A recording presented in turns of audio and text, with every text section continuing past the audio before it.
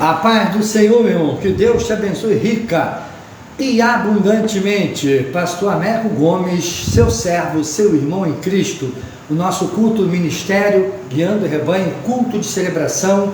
Hoje vamos louvar, adorar a Deus e depois estaremos ouvindo a mensagem com o ministro Celso, estará trazendo a palavra diretamente do coração de Deus para o nosso coração, que possa nos edificar, nos exortar a permanecermos na esperança do aparecimento e grande Deus, o nosso Salvador Jesus Cristo. A Ele toda honra, toda glória e todo louvor. Senhor, recebe o nosso louvor, o nosso culto, Senhor. Viemos prestar culto a Ti, Senhor. Viemos ouvir a Tua palavra. Edifica-nos na verdade. A Tua palavra é verdade e naquele que é verdadeiro nós estamos. Ajuda-nos, Espírito Santo, no poderoso nome de Jesus. Amém. E graças a Deus. Grande é o Senhor, digno de louvor. A cidade do nosso Deus, seu santo monte. A alegria de toda a terra.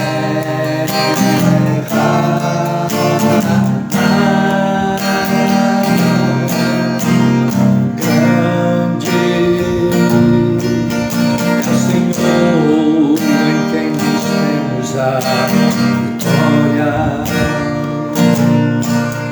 e que nos ajuda contra o inimigo. Por isso diante dele nos prostramos.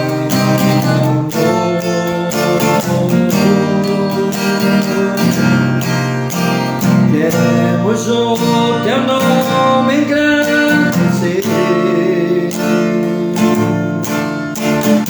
e agradecer-te por tua obra em nossas vidas. Confiamos em teu infinito amor, pois só tu és o Deus eterno sobre toda a terra e céu. Queremos o teu nome engrandecer e agradecer-te por tua obra em nossas vidas. Confiamos em teu infinito amor, pois só tu és o Deus eterno sobre toda a terra e céu.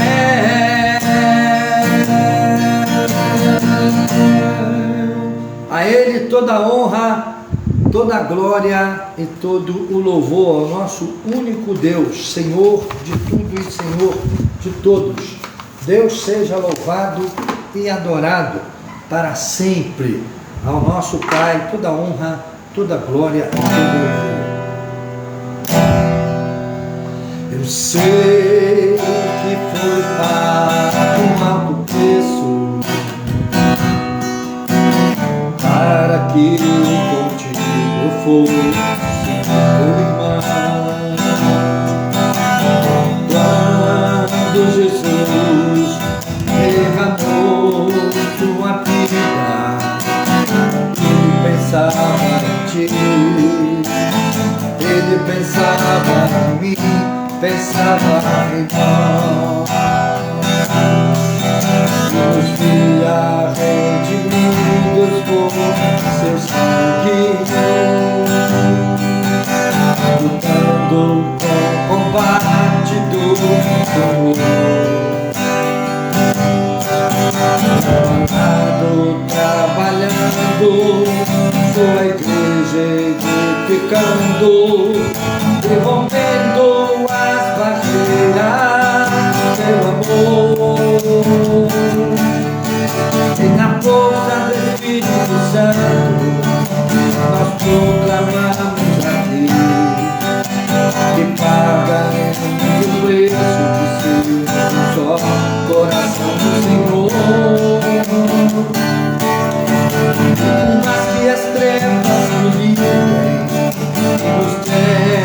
separar, por nossos corpos em Cristo, unidos iremos andar,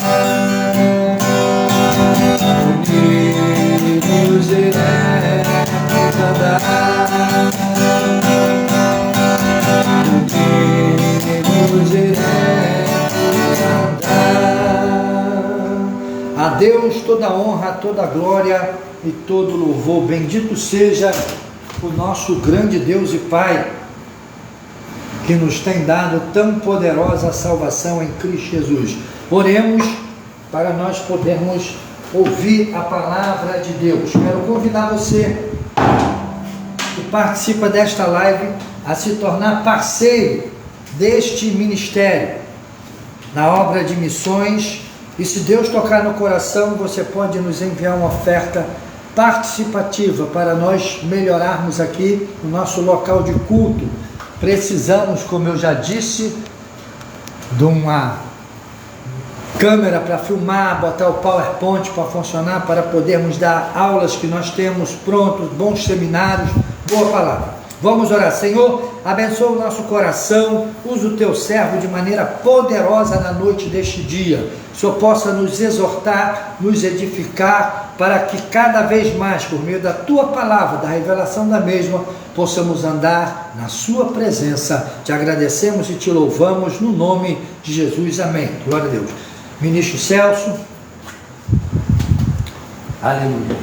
Boa noite, irmãos. A paz esteja com todos nós. Aleluia. Nessa noite. Amém? Vamos adentrar na palavra de Deus. Glórias. E eu lembro que a última vez que estivemos aqui trazendo uma mensagem pela misericórdia de Deus, falamos sobre os tesouros escondidos de Deus. Amém. Bom, de certa forma, vamos falar de algumas propriedades e algo que muitas vezes passa desapercebido pelas pessoas, principalmente aqueles que estão iniciando na fé. Quando o Espírito Santo tocou para que eu viesse trazer essa palavra, aleluia, claro, que foi através também de uma pregação de um outro grande evangelista, e dentro daquilo que tocou no meu coração, eu senti para trazer aqui em parte bastante coisa que eu acredito que vai ser fundamental para alicerçar a fé de muitos no que se diz ter uma certeza absoluta de que Deus tem o controle de todas as coisas. Bom, convido os irmãos a abrir a palavra de Deus em Eclesiastes, capítulo 11,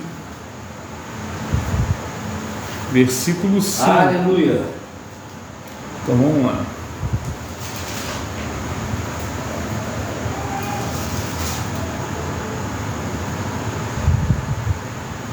Eclesiastes, um dos livros que foram escritos pelo rei Salomão, né? Cuja sabedoria Deus proporcionou de uma forma poderosa. Diz assim a palavra de Deus: aleluia. Assim como tu não sabes qual o caminho do vento, nem como se formam os ossos no ventre da que está grávida, assim também não sabes as obras de Deus, que faz todas as coisas. Amém? Então, primeira coisa que devemos observar, bom, o caminho do vento. Você pode até perceber a direção do vento olhando as folhas na árvore, ou sentindo a brisa bater no seu rosto. Você tem até uma noção da onde o vento está vindo. Mas você não tem noção de como ele é formado, por que ele está ali, da onde ele veio, por onde ele começou. Da mesma forma, naquela época, quando foi escrita essa palavra, naquele tempo, as pessoas não tinham noção de como é que se sucedia o milagre da vida dentro de uma mulher. Eles até sabiam por onde essa vida era semeada, mas eles não tinham noção. Por exemplo, hoje nós temos tecnologia, podemos através do ultrassom gravar o crescimento de uma criança no ventre materno e tudo, a gente até sabe, mas naquela época não existia esse entendimento. Então, para eles, naquele tempo, isso era algo que era um mistério de Deus, entendeu? Então, quando esse versículo ele traz, principalmente para as pessoas daquela época, que as obras de Deus, elas nem sempre são visíveis a cada um de nós. Ah, irmão Celso, o que o senhor quer dizer com isso? É que o agir invisível de Deus, aos nossos olhos, ele não mudou. Ele permanece hoje, a todo instante e a todo momento. Aleluia! Só que muitos não conseguem perceber isso e nem dar a glória àquele que verdadeiramente tem em suas mãos todo o processo de como isso é usado. Um exemplo, vamos falar sobre fé. O que vem a ser? A palavra de Deus diz que o justo viverá pela fé. Paulo falou isso, Jesus falou isso, tantos outros já falaram. Então, em Hebreus 11, no versículo 1, ele vai dizer, ora, a fé é o firme firmamento das coisas que se esperam e a prova das coisas que não se veem. Tá? E em 2 Coríntios 5:7 diz, porque andamos por fé e não por vista. Então são dois versículos muito conhecidos na palavra de Deus, onde se demonstra que para andar na fé, você não tem que ter acesso ou visão ao processo com que ela se realiza na nossa vida. Pelo contrário, o próprio Senhor Jesus uma vez até falou que maior é aquele que creu e não viu do que aquele que creu e precisou ver para crer, como foi o caso de Tomé, né? Então, irmãos, resumindo, não há necessidade de um testemunho visual para seguirmos ou acreditarmos que Deus está no controle. Ah, poxa, então como eu terei essa certeza? Pela própria palavra que se diz que pela fé, a confiança, quando confiamos em Deus, temos uma vida onde a gente se coloca na presença de Deus, colocamos Deus como nosso ajudador, nosso Senhor, aquele que está sob o controle da nossa vida. Nós cremos que o processo em que aquela fé, o processo de fé, ao momento em que determinamos a crer que a fé vem do ouvir e praticar a palavra de Deus, quando você busca essa comunhão, esse preenchimento, você vai ter a certeza que Deus é contigo e Ele está agindo a teu favor. Então, todo o processo em relação àqueles que servem e buscam a Deus, muitas vezes é invisível aos nossos olhos. Quer ver uma coisa? Vamos abrir agora lá em Coríntios, 1 Coríntios, capítulo 2. 1 Coríntios, capítulo 2, versículo 14, onde Paulo fala sobre o homem natural e o homem espiritual. Diz assim: ora, o homem natural não compreende as coisas do Espírito de Deus, porque lhe parecem loucura, e não pode entendê-las, porque elas se discernem espiritualmente. Mas o que é espiritual, o homem espiritual, discerne bem tudo, e a ele de ninguém é discernido. Porque quem conheceu a mente do Senhor para que possa instruí-lo? Mas nós temos a mente de Cristo. Ele faz uma pergunta: pois quem conheceu a mente do Senhor? Então, irmãos, nós temos que passar a ter o entendimento. Por que eu estou falando sobre essas coisas? Você vai entender daqui a pouco. É que no início, quando eu me tornei um cristão, que eu não tinha conhecimento mais profundo da Bíblia, que eu ainda estava buscando esse conhecimento e aprendendo, muitas coisas eu deturpei dentro da própria palavra por não ter esse conhecimento ou a revelação da grandeza do nosso Deus. Aleluia. Entenda que o homem natural, como ele diz aqui, ele não consegue discernir as coisas de Deus. Por quê? Porque não há dentro dele uma revelação que só pode ser alcançada através do Espírito de Deus. Você vê que a necessidade de estarmos em comunhão com o Altíssimo, com o Senhor Jesus, é profunda e não tem jeito. Sem ela, não conseguiremos entender os processos de Deus em nossas vidas, em tudo aquilo que nós precisamos no nosso dia a dia.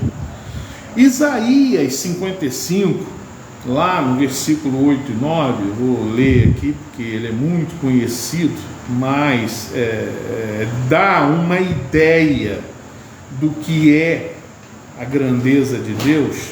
Então, vamos lá, deixa eu buscando, que eu estou pegando, nem todos os versículos estão escritos, porque tem versículos que são bem grandes mesmo. Então lá, versículo 8, 9 diz: porque os meus pensamentos não são os vossos pensamentos. Quem está falando isso é o próprio Senhor. Nem os vossos caminhos, os meus caminhos, diz o Senhor. Porque assim como os céus são mais altos do que a terra, assim são os meus caminhos mais altos do que os vossos caminhos, e os meus pensamentos mais altos do que os vossos pensamentos. Ou seja, estamos longe de conseguir entender os processos e a vontade e o agir de Deus. Não cabe a nós. Eu digo isso porque daqui a pouco a gente vai entrar no verdadeiro motivo da pregação, que é muitas vezes entender, porque os neófitos na fé muitas vezes não conseguem entender muitas atitudes do quais eles vão e, vamos dizer assim, e delegam a Deus, como se Deus não pudesse fazer ou autorizar aquilo. E isso realmente é para pessoas que não têm o verdadeiro conhecimento e não conseguiram entender quem é Deus. Por quê? Porque o nosso Deus é absoluto, Ele é soberano, Ele pode todas as coisas, Ele tem o poder sobre todas as coisas, Ele tem o controle de todas as coisas, Ele é onisciente, Ele é onipresente, Ele sabe todas as coisas e Ele é presciente, Ele sabe de tudo antes mesmo de acontecer. E não cabe a nós, isso é um erro de todo neófito, como eu também um dia errei, de achar que sei mais que Deus, ou que quero dar uma lição de moral a Deus, ou dizer: o senhor está errado, o senhor não pode fazer isso. Quem sou eu para dizer isso, ou alguma coisa para Deus? Em Provérbios 25, 2, diz assim a Bíblia: A glória de Deus é encobrir o negócio, mas a glória dos reis é em tudo investigar, em outras traduções, em tudo esquadrinhar. Ou seja, Deus, ele se gloria, ele se dá o direito de esconder diversas informações de nós. Agora, você acha que ele quer fazer isso sem propósito, sem motivo? É porque os pensamentos dele são tão mais altos que o nosso, que ele sabe que se tomarmos conhecimentos de muita coisa, nós simplesmente não nos fará bem. E isso acabará trazendo para nós muitas consequências até ruins.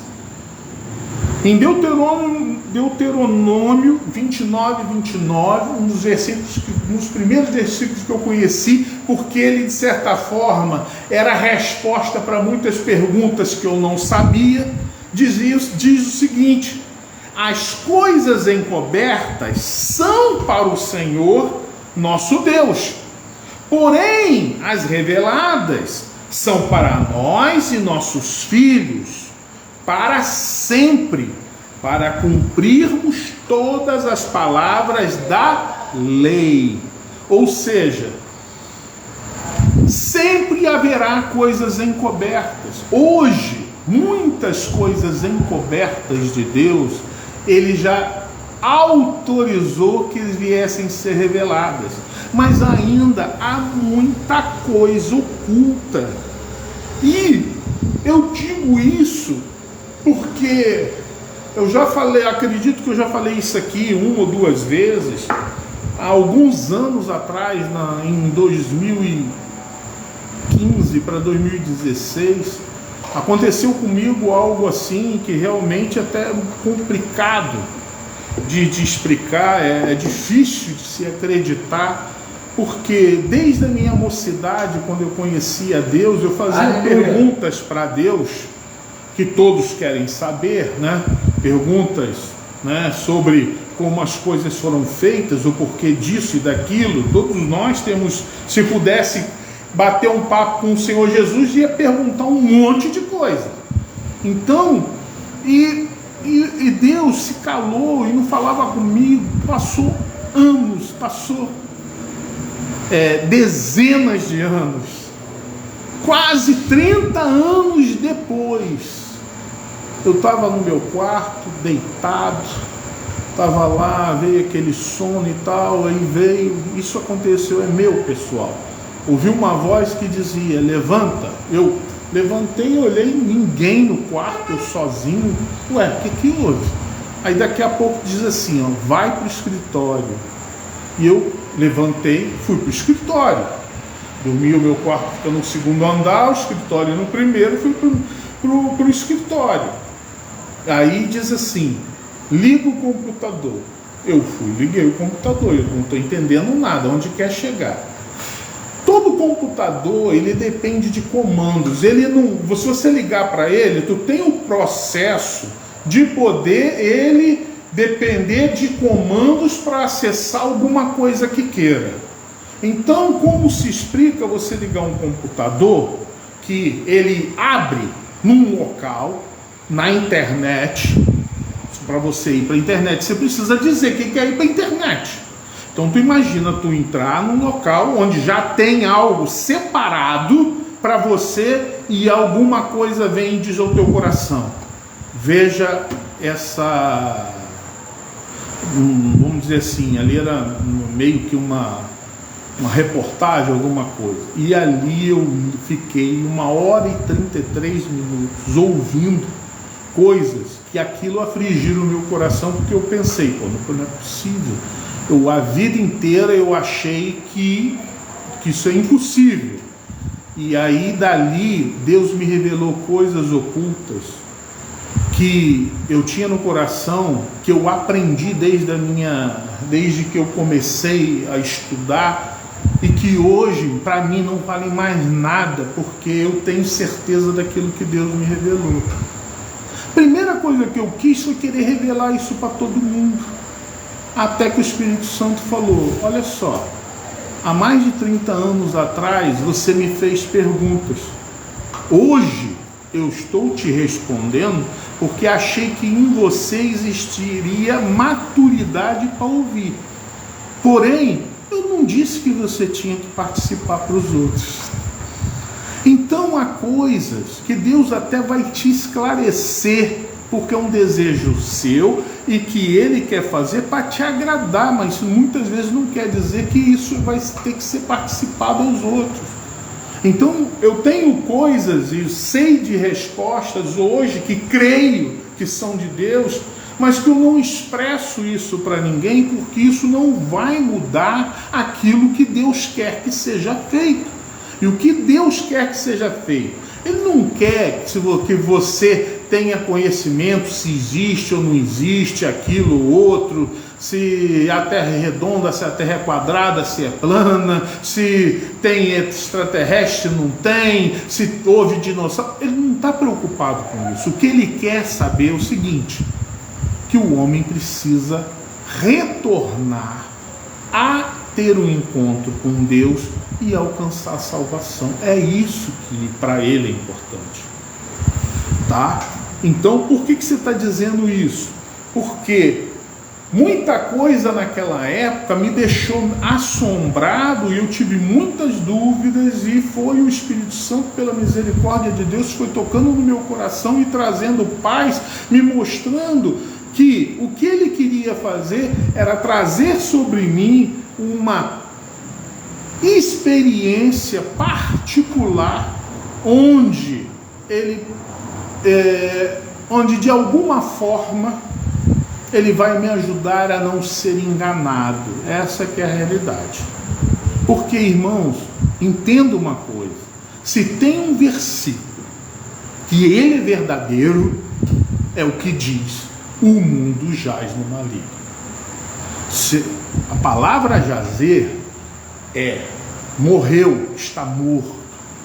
O mundo jaz no maligno, mas o Senhor nos diz: tem de bom ânimo, porque eu venci o mundo. Aleluia. Mas o mundo hoje, isso eu posso te dizer, é uma mentira escrachada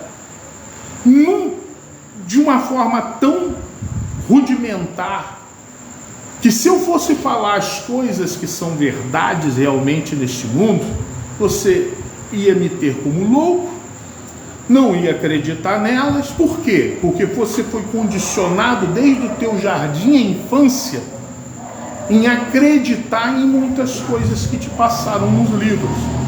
E sendo que, isso eu vou te dizer, que eu não tenho medo de dizer isso, a história do Brasil e a história do mundo é uma mentira só.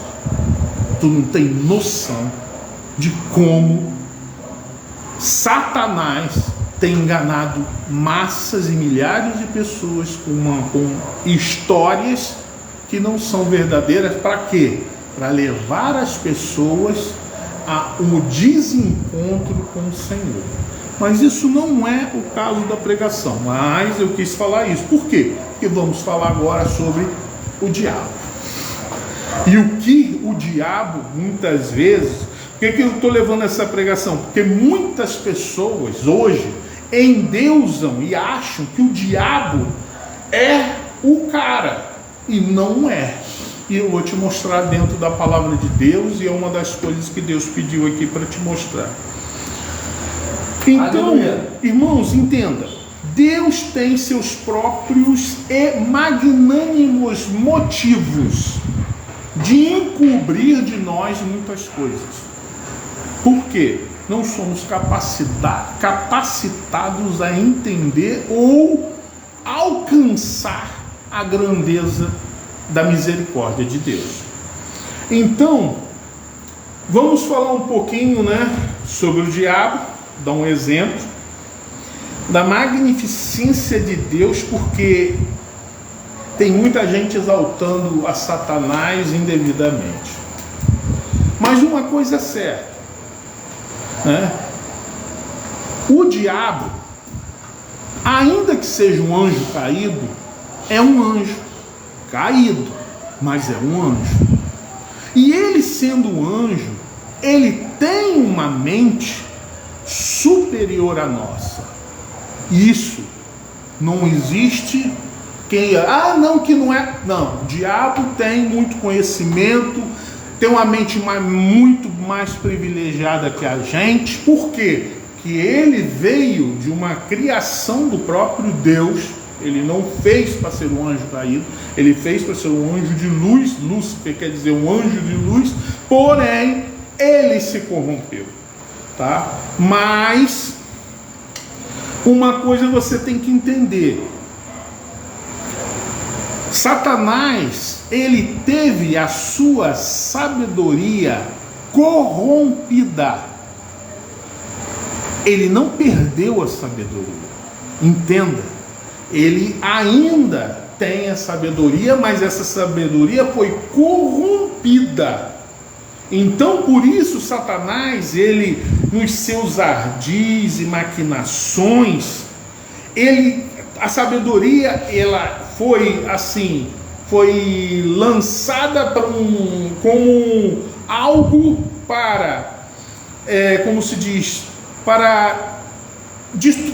a sabedoria foi distorcida para fazer o mal. Então nisso Satanás é bom. Mas ele perdeu. Por quê? Porque a partir do momento que ele negou a vontade de Deus, ele perdeu os atributos que ele poderia ter divinos. Ele continuou sendo um anjo, mas atributos divinos só quem tem é Deus. Que atributos são esses, meu irmão Céu? Ele é o único que é onipotente, ele é o único que é onisciente, ele é o único que é onipresente, é o único que é presciente. Então Satanás passou a não ter condições de entender a palavra de Deus. Ele conhece a palavra, mas ele não consegue ter a revelação da palavra. É como muitas pessoas antigamente, né? Tem pessoas aí que conhecem a Bíblia do início ao fim, de cabo a rabo. Poxa, tem decorado todos os versículos, só que não tem a revelação dos versículos. Satanás crê, mas não obedece. Então ele pode até saber ou ter, mas ele não tem. Além de ele não poder obedecer, porque se ele obedecer está fazendo a vontade de Deus, mas porque ele quer corromper, ele também não consegue ter a revelação. Por que você diz isso, irmão Celso? É simples. Se Satanás tivesse a revelação das profecias, tu acha que ele ia levar Jesus para o madeiro? Tu acha que ia dar um tiro no próprio pé? Queria fazer tudo aquilo que estava escrito, que ele não percebeu, e que tudo aquilo, todas as profecias contra o Senhor Jesus aconteceu. Tu acha que depois que ele percebeu, não já era tarde, ele não se matou de raiva? Que ele foi aquele que o próprio Deus fez proporcionar aquilo que o Senhor tinha prometido em profecia. Ou seja, ele foi um servo de Deus e executou tudo aquilo que Deus quis que tivesse que ser executado. Por quê? Porque ele não tem, Deus tem tudo no seu controle. Entendeu, irmãos? Mas vamos lá, continuando. Aleluia! Eu tinha até escrito algo assim. Eu até escrevi algo para ficar mais claro, eu botei assim: assim como o homem tem dificuldade de entender o agir de Deus, Satanás e seus anjos, da mesma forma, não entendem com isso, também não entendem. Com isso, eles de certa forma se igualam, veja bem, eles se igualam no entendimento. Não que eles não tenham condições ou uma mente maior, mas eles se igualam às pessoas que são o homem natural, como está escrito lá em 1 Coríntios, que a gente falou agora. Porém, quando o homem sobrenatural, aquele que discerne as coisas espiritualmente, ele começa, quando você tem uma comunhão com Deus, o que você faz? Você começa a evidenciar essa comunhão com o Espírito Santo. E isso acaba fazendo você sobressair sobre Satanás. Por quê? Porque Satanás fica privado da condição do Espírito Santo. Que ele não pode ser cheio do Espírito Santo, ele não pode ter acesso ao Espírito Santo, ele não pode ter o conhecimento, a revelação do Espírito Santo, porque Satanás é o próprio pecado manifestado em espírito. Entendeu? Então, como ele não consegue fazer isso, o homem que discerne espiritualmente, que tem comunhão com Deus, que recebe a revelação do Altíssimo, do Espírito Santo, através da palavra de Deus, ele consegue, pela autoridade concedida da palavra de Deus, pelo Espírito Santo, em nome do Senhor Jesus, ele consegue, pela fé, em todo o processo de salvação do Senhor Jesus, ele consegue até repreender o próprio diabo. Então, você vê que o homem que se coloca e discerne espiritualmente, que tem uma comunhão com o Espírito Santo, ele sobressai sobre o diabo a partir do momento que ele tem a revelação, o conhecimento da palavra e usa a fé para poder destronar ou até mesmo ir contra, bater de frente, guerrear contra Satanás e tudo aquilo que ele faz. Amém? Então, lá em Efésios, glória a Deus. Vamos lá, vamos abrir agora Efésios capítulo 3.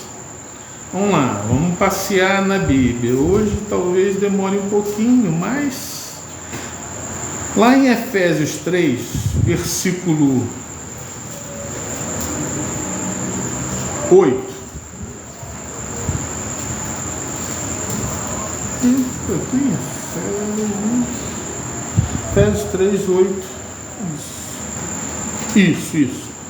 Diz assim: a mim, o mínimo de todos os santos, Paulo falando dele mesmo, tá? Me foi dada esta graça de anunciar entre os gentios, por meio do Evangelho, as riquezas incompreensíveis de Cristo. Riquezas o quê?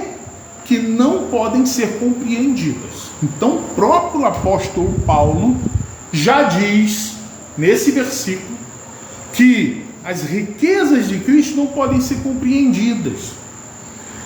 E demonstrar a todos qual seja a dispensação do mistério, ou seja, ele falando para a igreja, dispensação do mistério. O que é mistério? Segredo. Então, lembra que a gente começou falando do quê? Das coisas ocultas de Deus? Então, ele fala que desde os séculos esteve oculto em Deus que tudo criou.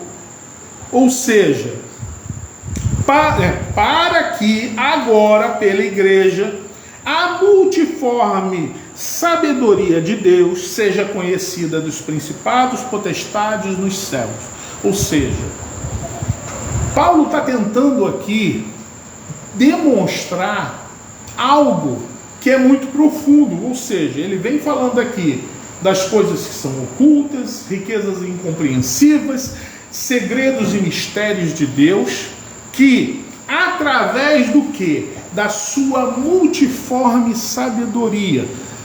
Da onde surgiu essa palavra? Irmãos, eu creio que Paulo não teve adjetivo para descrever o que quer dizer multiforme.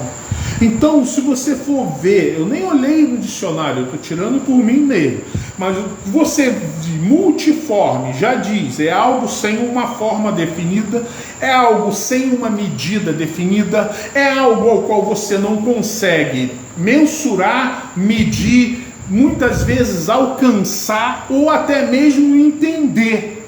Então a multiforme, muitos chamam multiforme graça, multiforme sabedoria de Deus, porque ele diz assim, porque não conseguimos alcançar, mensurar, entender ou chegar próximo do que é essa multiforme sabedoria de Deus. Aleluia! E isso, que a própria palavra de Deus diz, aqui ó, é Paulo escrevendo a carta aos Efésios, né? Ele tenta fazer isso para quê? Para que possa isso passar a ser conhecido tanto aos principados como às potestades nos céus. Ou seja, aqueles que são terrenos não vão ter como mensurar essa sabedoria. Aleluia! Continuando. Pode. Que Aleluia. Pode. só isso. Pode, o pastor Américo quer fazer um comentário aqui. No texto, no capítulo 3, no início, ali Paulo fala de qual é a multiforme sabedoria de Deus. Ele, como um praticante, né, do judaísmo, né, fariseu, conhecedor da doutrina farisaica, praticante da mesma e acreditando em todas as promessas de Abraão,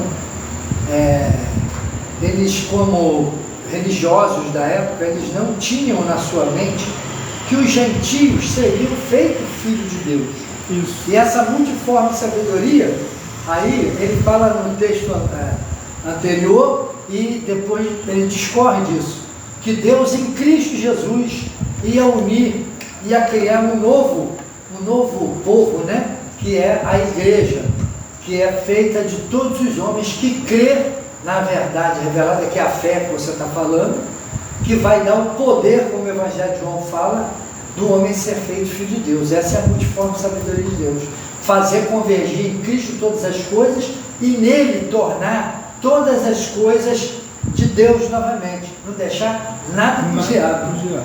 Amém. Glória a Deus. Aqui a gente trabalha em, como se diz, em comunhão. Né? Aleluia. Aqui é um ajudando o outro e o Espírito Santo acrescentando para todos.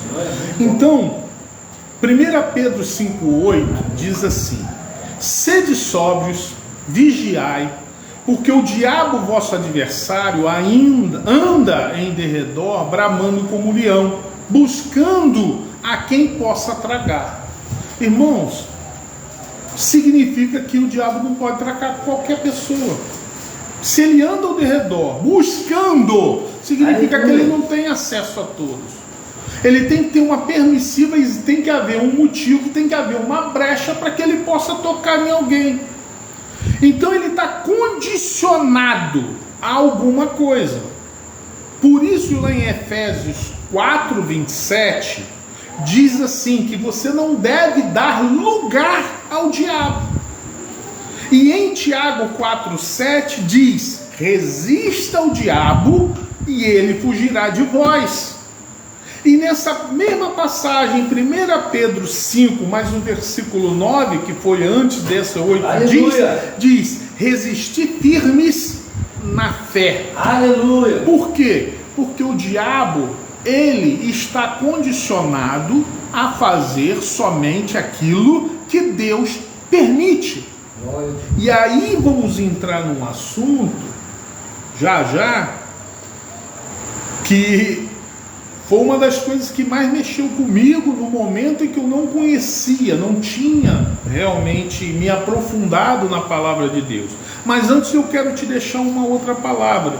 Apocalipse 20, capítulo 1, 2 e 3. Esse eu faço questão de vir aqui na Bíblia para te mostrar uma coisa. Aleluia. Que muita gente não se percebe. Vou te dizer quem é o Satanás. E diz assim: e vi descer do céu um anjo, olha só, um anjo, que tinha a chave do abismo e uma grande cadeia na sua mão. Ele prendeu o dragão, a antiga serpente, que é o diabo e Satanás, e amarrou por 1000 anos. Quantos anjos prenderam? Quantos anjos precisou para prender Satanás? Deus deu ordem a um. Não foi miríades de anjos. Não foi Miguel e toda a ordem celestial. Foi um anjo que Deus tem preparado. Já está profetizado na palavra de Deus. Aleluia! Que ele botará e ali ele colocará em tramas, em algemas, Satanás, e ali ele vai ficar preso durante 1000 anos. Depois ele deverá ser solto, né? Que isso vai falando do milênio, mas só para você entender que o diabo não chega nem perto, não tem acesso, é longe. Deus é absolutamente, extremamente, poderosamente, sem contar, a gente não consegue imaginar a grandeza do nosso Deus. Então só teme o diabo quem faz a vontade dele ou quem está sujeito a ele, e quem não conhece a Deus. O que eu quero demonstrar aqui, que tantos que endeusa, que diz que porque o diabo é isso, o diabo vai ser preso por um anjo. Então, meu amigo, não fica engrandecendo a Satanás, não fica, entendeu? Porque Deus é muito maior e Deus tem controle de todas as coisas. Agora, indo para dentro daquilo que eu queria chamar mais atenção, que é realmente o valor daquilo que eu queria pregar. Bom, para chegar nesse assunto eu quero até citar um grande reformador que foi Martinho Lutero. Aleluia! Lutero, ele, segundo os historiadores, né, ele queria tirar o livro de Tiago da Bíblia. Você sabia que Lutero não queria que o livro de Tiago fizesse parte do cânon? Mas já existia, o cânon já estava feito, ele já era lá, ele não pôde tirar, mas o Lutero não concordava com o livro de Tiago. Por quê? Porque Lutero, a base da sua reforma era que o justo viveria pela fé. E o livro de Tiago dizia: me mostra a sua fé que eu te mostro as minhas obras. E isso era contraditório a Lutero. Lutero não conseguia aceitar isso.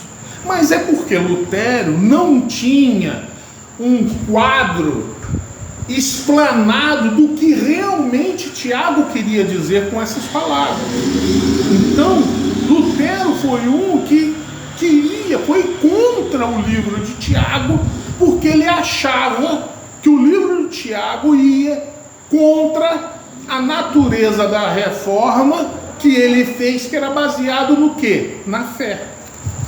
Tá? Então você vê que as coisas que a gente vai falar aqui já detonam de muito tempo, de muitas coisas, e tocou na mente de muitas pessoas que até influenciaram até hoje na parte da palavra de Deus. Então, eu entendo que Lutero não conseguia ver o quadro completo em relação ao que o livro de Tiago tentava trazer com relação a obras e a fé, tá? Mas, então, por que eu estou dizendo isso? Por quê? Porque quando eu comecei quando eu conheci Jesus, me converti, comecei a ler, uma das coisas que me preocupou muito foi quando eu li o livro de Jó. Por quê? Naquele tempo, e não era só eu, porque eu vi muitos pregadores falarem isso, então eu ia na onda desses pregadores. Mas para tu ver que a importância de você ter uma comunhão com Deus, Deus traz a você revelações que destoam daquilo que era o que todo mundo imaginava. Por quê? O livro de Jó, o próprio Deus chega, aparece Satanás a Deus num momento lá nos céus, quando ainda era permitido que ele circulasse por tudo, e vem, e o próprio Deus chega para Satanás e fala: viste o meu servo Jó? Homem fiel, poxa, íntegro, se desvia de todo mal, não sei o quê. O que Satanás faz? Ah, mas isso é mole, pô, o senhor dá tudo para ele, não sei o quê, deixa eu tocar na vida dele para ver se é isso. Aí Deus, o que ele faz? Tá lá, pode, só não mexe nele, mas pode mexer em todas as coisas. Primeira coisa, quando eu vi essa mensagem, a primeira coisa que eu quis foi ser o advogado de Deus. Não, Deus, tem alguma coisa errada aqui. Não pode ser. Deus não vai nunca permitir que o diabo possa tocar em alguém. Não, aí a gente vai, como eu e muitos pastores antigos, começava a dizer e achar desculpa que o temor que Jó tinha sobreveio sobre ele. E o temor, de certa forma, é o medo. O medo quer dizer, se alinha uma dúvida, e a dúvida a falta de fé. Então por isso que o diabo pode tocar nele. Meu amigo, só que aí a gente esquece que quem disse que Jó era irrepreensível foi o próprio Deus. Como é que você vai dizer ou querer questionar aquilo que foi o próprio Deus que disse? Então, entenda uma coisa: a soberania de Deus permitiu que o diabo tocasse em Jó, e é isso, e ponto final. Não tem nada a ver com o que Jó temeu, que é isso. Não, é porque Deus é Deus, Ele pode todas as coisas, sobre Ele está toda a autoridade, e Ele sabia que ainda que o diabo tocasse Ele, era Deus que podia mudar a situação de Jó, e foi o que aconteceu. Aleluia! Mas na época eu não tinha esse entendimento, e eu queria se fazer de advogado de Deus. Não, Deus não é, não, Deus que eu creio não pode. Aleluia. Não. Porque muitos acreditam que Deus não pode permitir. E isso é um erro teológico, isso é um erro que acontece. Tem um monte de gente que acha, não, que Deus não pode permitir. Que Deus não pode o quê, rapaz? Deus pode todas as coisas. Entenda isso. Deus pode todas as coisas. Ele é Deus. Isso tem que ficar dentro da consciência do cristão. Entendimento sobre isso. Para você conseguir entender quem é o soberano Deus de nossas vidas. Aleluia. Então, o próprio Satanás chega para Deus e fala, porque como Jó não amaldiçoou a Deus, foi lá e falou, não, mas também, se não deixou tocar nele, deixa eu tocar nele para ver se ele vai fazer, se ele não te amaldiçoa. Deus foi lá e permitiu novamente, vai lá, pode tocar, só não pode matar ele. Preste atenção. Tudo que Satanás pediu, Deus permitiu, mas com uma condição. Então, Satanás só pode tocar em alguém com uma condição dada por Deus ou pela própria pessoa. Como? Se você vai fazer a vontade de Satanás, você está negando a Deus, você já está permitindo que ele toque. Fora isso, somente Deus pode permitir que Satanás possa tocar em você. E aí muitos se escandalizam com isso. Não, mas isso não é um Deus justo. Quem é você para julgar se Deus é justo ou não é? Por que as coisas de Deus estão escondidas? Porque tu não é capaz de assimilar a grandeza do poder de Deus. É por isso que ele oculta do homem muitas coisas até hoje. Lembra quando eu falei dos tesouros ocultos? Que eu falei das coisas da Saraiva, que estão guardadas lá no gelo, provavelmente lá na Antártica, né? E tantas outras coisas ocultas, que Deus está guardando para o devido momento. Então, assim são as coisas de Deus. Tem coisas que você não vai compreender, tu não vai entender. Cabe a você o quê? Acreditar somente. Então, depois de tudo isso, mesmo Satanás tocando em Jó, o que aconteceu? Deus foi lá e fez aquilo que Jó nunca pensou em imaginar. Jó teve um contato com Deus. Jó ouviu a voz de Deus. Deus esteve com Jó participando, explicando, falando com ele, não sei o quê, e te garanto que isso para Jó foi a coisa mais inefável, mais incrível, mais poderosa que poderia ter acontecido.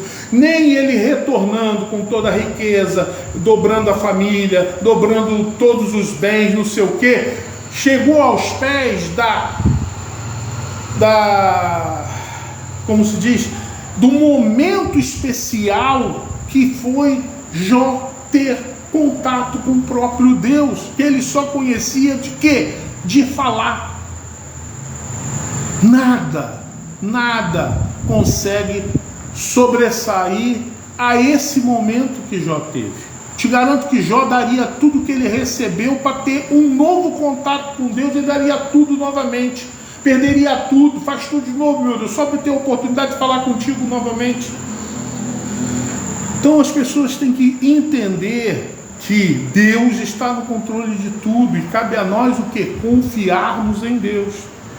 Então, nesse tempo onde eu era neófito, não conhecia, não entendia, queria e achava que tinha que defender a Deus de alguma coisa, por causa da minha falta de conhecimento, entendimento da própria palavra, muitas pessoas hoje cometem o mesmo erro.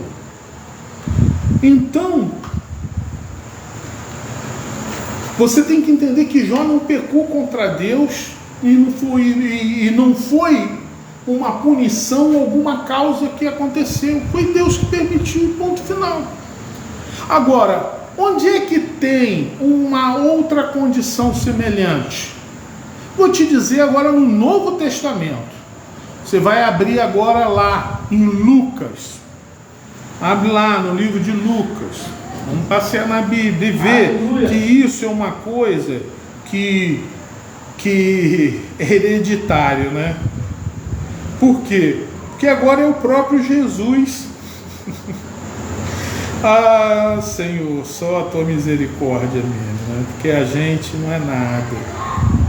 Então, vamos lá em Lucas capítulo 22, versículo 31 e 32. Olha o que Jesus fala para Pedro. Disse também o Senhor: Simão, Simão, eis que Satanás vos pediu para vos cirandar como trigo.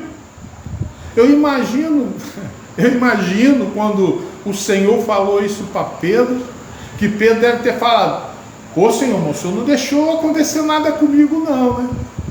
Eu imagino Pedro chegando, achando quando o Senhor Jesus disse que Satanás queria cirandar ele, eu imagino Pedro de olho arregalado, tipo assim: o Senhor não deixou não, né? Mas aí, olha a resposta de Jesus: mas eu roguei por ti, para que a tua fé não desfaleça, e tu, quando te converteres, confirma, ou seja, ajuda os teus irmãos, ou seja, autorização concedida. Ou seja, o que Jesus está dizendo aqui? Olha só, Satanás quis te cirandar, tá? Mas eu deixei, está autorizado. Foi isso que Jesus disse. Só que ele adverte a Pedro, ó, ser fiel, ó, não desfaleça a tua fé, se mantenha na fé. Por quê? Porque pela fé você sobressai sobre todas as coisas. Então entenda isso, irmão. Não estamos livres, porque servimos a Deus, de ações do diabo sobre a nossa vida. E aí vem um monte de gente: deve estar em pecado, é isso, é aquilo. Sempre tem alguém que é o mestre de todas as coisas, que sabe todas as coisas, que quer julgar a pessoa e dizer: não, deve estar em pecado, deve estar isso. Não, meu amigo, e se for a vontade de Deus que o cara passe por isso? Que isso, Deus não vai permitir isso, não. Não vai permitir, não? Tá bom. Então vamos lá, Apocalipse 2:10. Aleluia. Vamos lá. Vamos ler sobre a carta à igreja de Esmirna, então. Olha o que diz a palavra de Deus. Olha o que diz a carta para a igreja de Esmirna. E ao anjo da igreja que está em Esmirna escreve: isto diz o primeiro e o último, que foi morto e reviveu.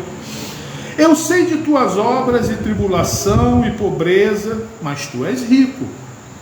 E a blasfêmia dos que dizem judeus e não são, mas são sinagogas de Satanás.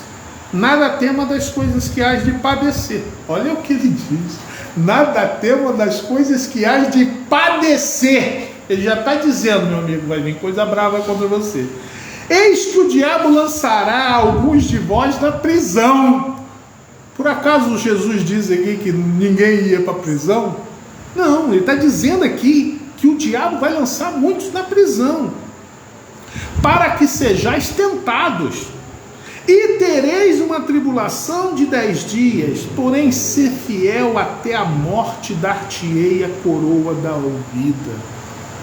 Então, meu amigo, ninguém, porque está sendo perseguido por Satanás, você pode dizer que é pecado, que é... Pode ser? Pode, se o cara está dando brecha. Mas pode ser simplesmente a vontade de Deus. Por que Deus está permitindo?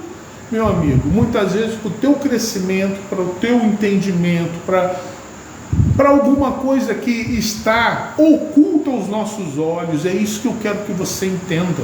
Deus é Deus sempre. E Ele está no controle sempre. E você tem que entender que assim é a vontade de Deus. Aleluia! Então, esse próprio... Então, os propósitos de Deus são propósitos de Deus. Cabe a gente somente a confiar. E mais uma vez, Lutero, ele é dado a autoria de uma frase que diz assim: não sei por quais caminhos Deus me conduz, mas conheço bem o meu guia. Então Lutero sabia que ele podia andar por qualquer caminho que fosse, mas ele sabia quem é que o conduzia.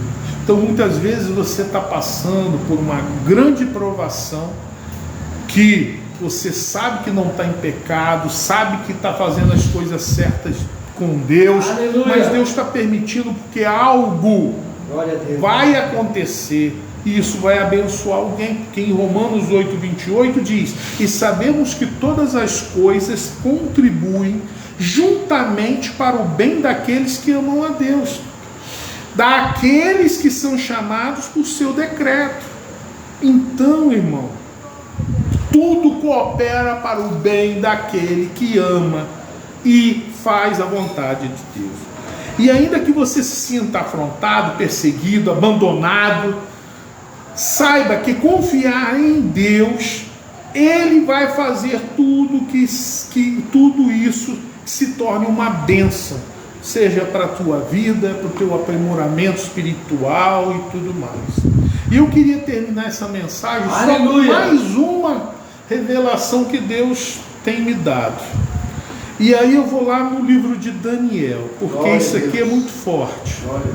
Olha, eu ia fazer uma outra pregação só sobre essa parte, mas aí o Senhor não, fala agora. Então eu tenho que falar agora. Aleluia. Não tem jeito. Deixa eu só achar aqui, livro de Daniel.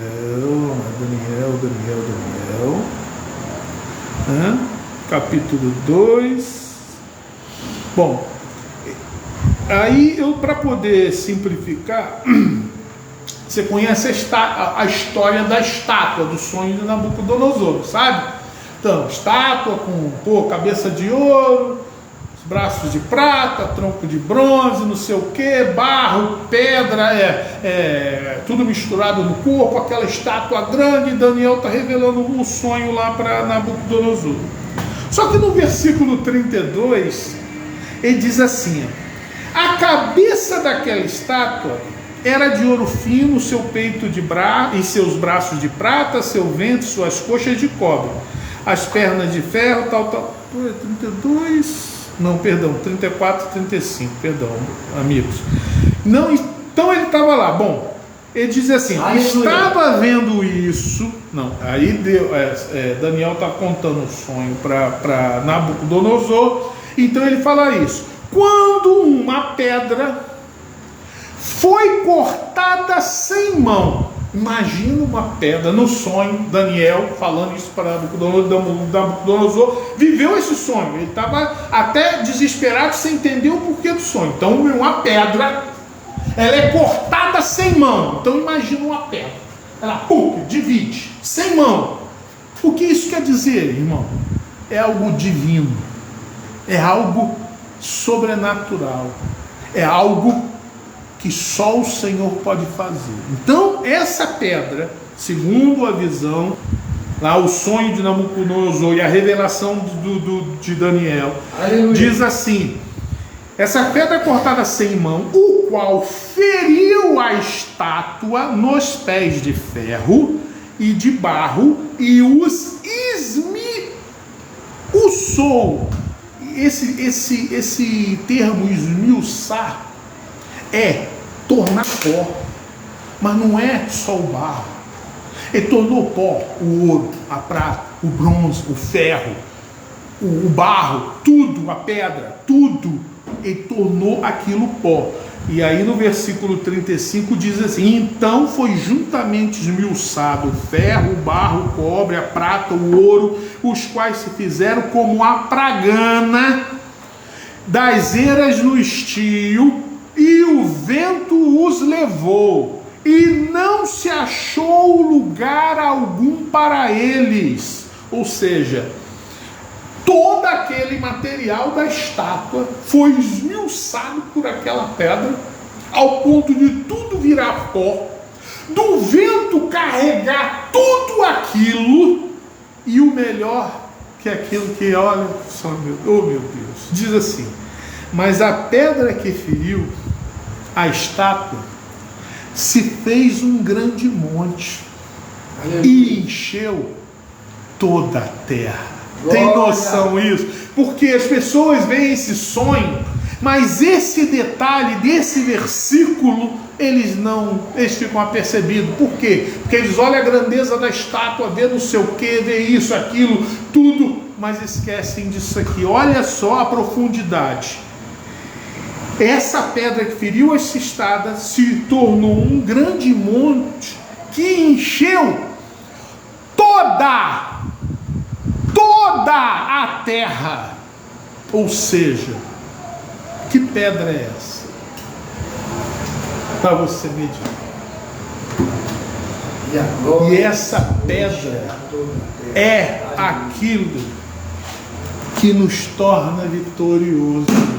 Aleluia! É a palavra de Deus. Maravilha. Que está aqui e alcança toda a terra, em todo momento, destruindo os ídolos, destruindo os conceitos, destruindo aquilo que não é de Deus, fazendo com que o nosso Deus seja exaltado, engrandecido, magnificado, e fazendo com que nós, seres insignificantes, errantes, boçais, energúmenos, mentecaptos, trogloditas que somos, nos capacita a ter autoridade contra o próprio Satanás quando a gente se coloca aos pés dessa palavra. Aleluia!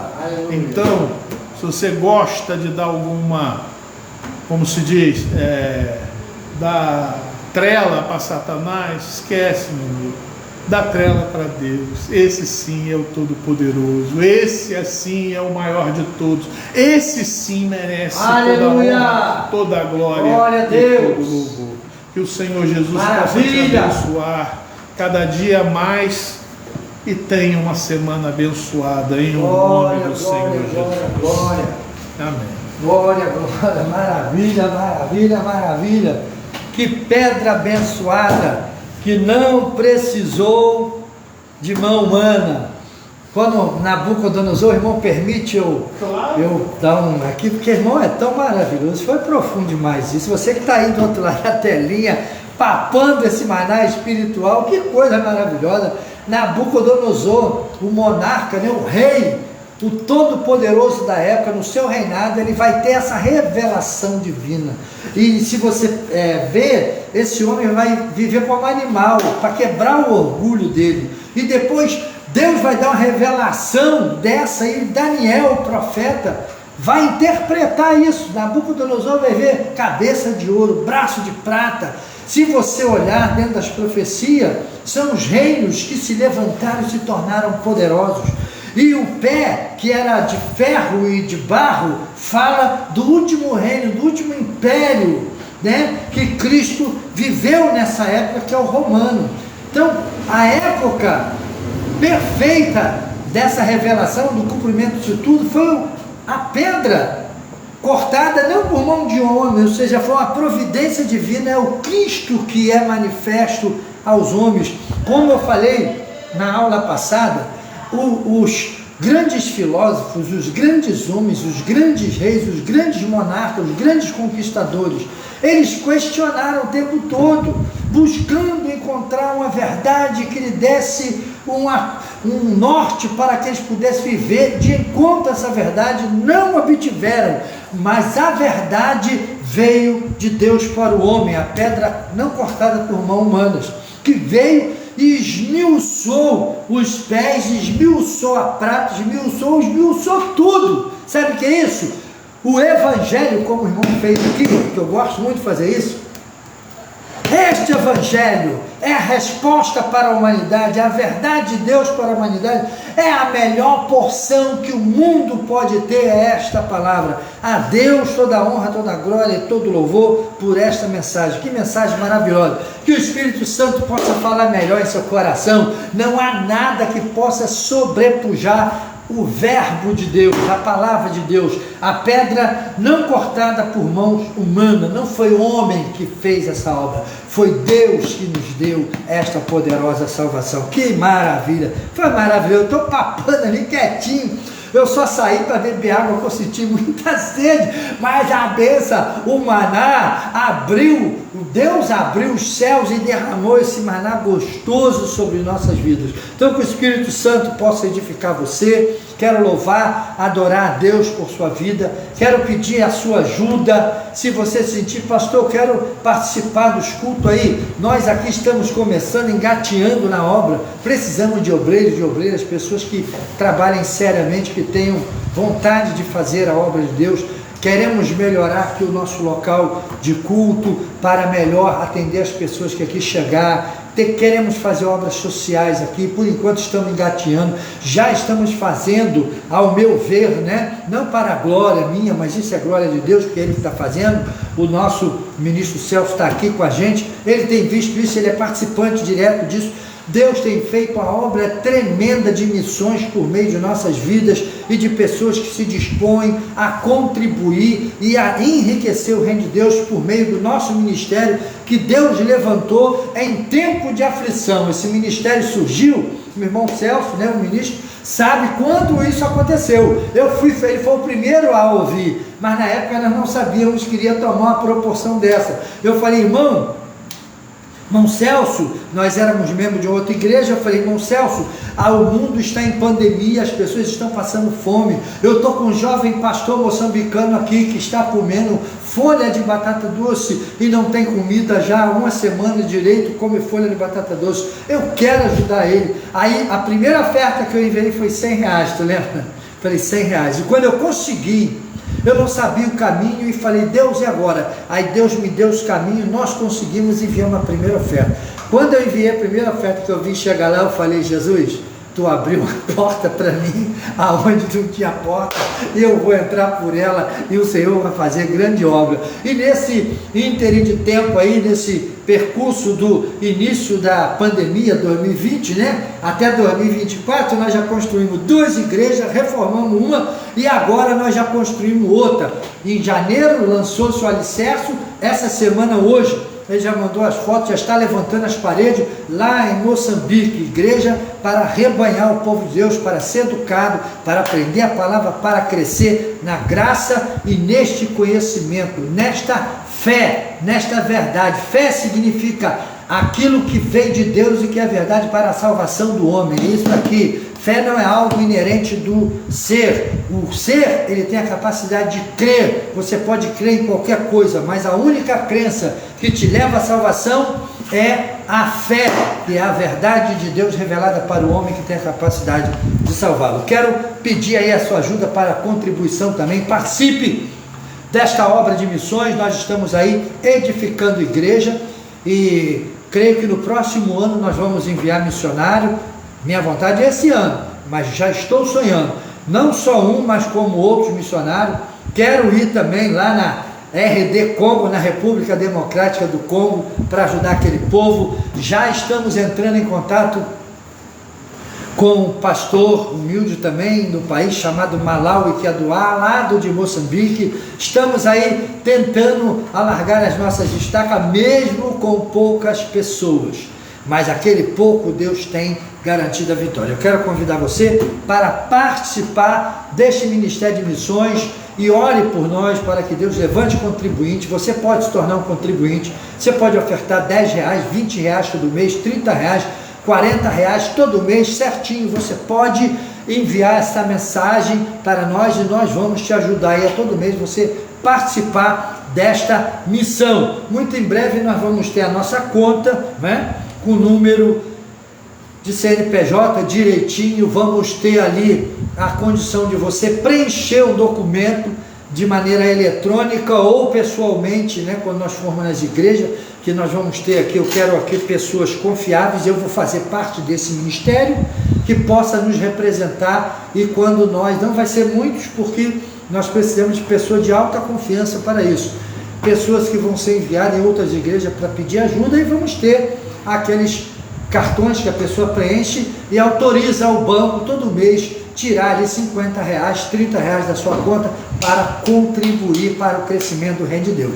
E todo mês nós mandamos aqui um resumo da onde foi empregado a oferta que você nos deu em mãos para que nós pudéssemos usar no reino de Deus. Esse mês nós já enviamos, já foi comprado material, cimento, comida para os pedreiros, que eles precisam ser alimentados, já foi comprado cimento, já estão levantando, já fizemos mês passado o alicerce, e a igreja tem aproximadamente 19 a 20 metros de comprimento por 10 de largura. Então a igreja já está com o alicerce pronto, já está se levantando os tijolos. Creio que no próximo mês já vamos botando as ferragens, prendendo, mais uns 2 ou 3 meses estamos aí em ponto de telhado. Eu preciso da sua ajuda. Só é possível se você abrir esse coração de filho, ofertante, generoso, gracioso para o reino de Deus. Eu fui chamado a atenção ontem por uma pessoa que veio aqui no nosso recinto. Fala, pessoal, pastor, o senhor está mandando dinheiro para a África e o senhor tem que arrumar aqui. Eu falei, mas irmão, o que eu mando para a África é direcionado para a África. Quando alguém direcionar, né? Tem um irmão, no outro dia me deu uma oferta, falou, pastor, isso aqui é oferta pastoral. Ou seja, ele deu para que eu pudesse o quê? Botar na obra, ou comprar um remédio da minha esposa, um remédio para mim. Ele falou, é para o senhor, comprar o que o senhor quiser. Aí eu falei, amém. A pessoa especifica. Então, me ajudou. Por quê? Porque no outro dia, olha só como é que é, né? Tu lembra da oferta que o rapaz me deu, R$850? Foi um servo de Deus abençoado. No outro dia, a pessoa ligou aqui para minha casa, para minha esposa, e falou com a pessoa, chorou, eu vi minha mulher chorando. O que está chorando? Ah, fulano está em casa, já uma semana só tem arroz para comer, nem sal tem, não tem comida. Aí eu falei, diz para ele que tem comida sim, que Deus já providenciou tudo. Aí o que eu fiz? Peguei, fui na minha despensa, tirei comida da minha despensa, fiz lá uma caixa, né? Direitinho, botei, aí falei, senhor, tá pouco. Peguei aquela oferta que eu recebi de R$150, peguei o meu carro, ainda tinha gasolina, que eu estava com aquele dinheiro, fui lá no Açaí, fiz R$100 de compra, comprei, porque lá é bem barato, né, em virtude dos preços aqui, de 25% a 30% mais barato. Fui lá, comprei, aí fez uma bolsa, né, uma cesta básica abençoada, com bons produtos, não comprei nada assim de qualquer jeito, que eu compro como se estiver comprando para mim. Depois passei no sacolão, e o dia que eu passei no sacolão, estava na promoção do sacolão, rapaz. Eu fiz o sacolão abençoado, e nós podemos ajudar aquela família. Então nem sempre quando Deus nos abençoa financeiramente, significa que vai ser para nós. Ele vai me abençoar? Eu sempre falo isso, que ele vê em você a capacidade de você aprender a dividir com as pessoas. Ou seja, eu apliquei aquela oferta que foi direcionada à minha vida no benefício do meu próximo que estava passando fome. Você acha que Deus me deixou sem nada? Não. É que eu falei para a pessoa ontem, falei, irmão, eu tenho meu arroz e o meu feijão. Com toda dificuldade eu como meu franguinho e minha carne, mas o povo às vezes lá em Moçambique não tem o que comer. Então eu quero que eles edifiquem igreja para rebanhar povo, para educar, para depois nós podermos capacitá-lo, sustentá-los e educá-lo na graça de Deus. Como educar as pessoas se não tem uma igreja decente? É tudo feito de lama, né? Nós chamamos aqui estuque, não tem um lugar para sentar, pisam no chão batido, quando dançam, que eles gostam muito de dançar, sobe aquela poeira, e nós aqui no Brasil sabemos que o hantavirus, ele sai do chão da poeira, entra pelas vias aéreas, pela vista, pela narina, e contamina as pessoas, e muitas pessoas vão para o culto, quando vai para casa outro dia está doente. Por quê? Trouxe no pé vírus, bactérias nocivas à saúde, porque às vezes vem de lugares diferentes, passam na lama, passam em lugar que não é asfaltado, não é limpo, não é higienizado, e dá todas essas coisas. Então nós que já temos uma mente mais aberta, nós temos que melhorar a condição dos nossos irmãos para capacitá-los, educá-los para que eles possam herdar a salvação conosco. E dinheiro não é tudo nessa vida.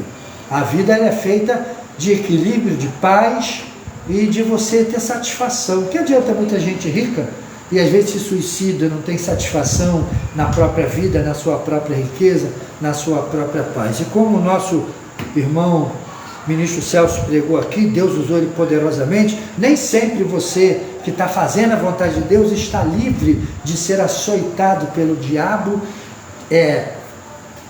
como diz assim, injustiçado pelo diabo, coisas acontecer com você. Para que isso acontece? Para provar a fé daquela pessoa e para edificar as que estão do lado de fora olhando. Tem gente hoje com aquele coração rendido, está no pecado. Uma falha do irmão, ele se assenta na cadeira de Moisés. Ele não sabe calar, ponderar e olhar, Senhor, fala assim, eu falo, Senhor, me livra desse mal, mas tem misericórdia do meu irmão. Ao invés de julgar, Jesus falou assim, antes dê tempo, a sabedoria dá tempo. Agora tem gente que sai falando, sai descendo o sarrafo, e às vezes o mal vem sobre você para você saber quem é de Deus e quem não é, você vai ver, entendeu? Então são essas coisas que fazem a diferença. O mais, que Deus te abençoe, fica aí com essa mensagem maravilhosa, que o Espírito Santo possa te abençoar. Se você tiver uma oferta para missões, envie oferta para missões. Pastor, eu quero ajudar o senhor a rebaixar o teto da igreja aí, para a gente colocar aqui um ar-condicionado, uma porta aqui de vidro que nós já engenhamos aqui dentro da engenharia que dá para fazer. Tenho que fechar esse lado direito e esquerdo. Aqui nós temos um salão em cima, temos um salão embaixo, temos embaixo de banheiro, temos aqui aproximadamente quase 70 metros quadrados de área para nós ficarmos e louvarmos a Deus. Então glorifico a Deus pela sua vida e peço a sua ajuda, e fique com essa mensagem maravilhosa. O mais, que o grande amor de Deus, a graça de nosso Senhor Salvador Jesus Cristo e a consolação do Espírito Santo seja sobre sua vida, que a paz e a bênção de Deus esteja sobre sua casa, hoje e sempre, que todos digam amém. Que Deus te abençoe rica e abundantemente. Aleluia. Aí, pastor, vou tomar um fio. Eita.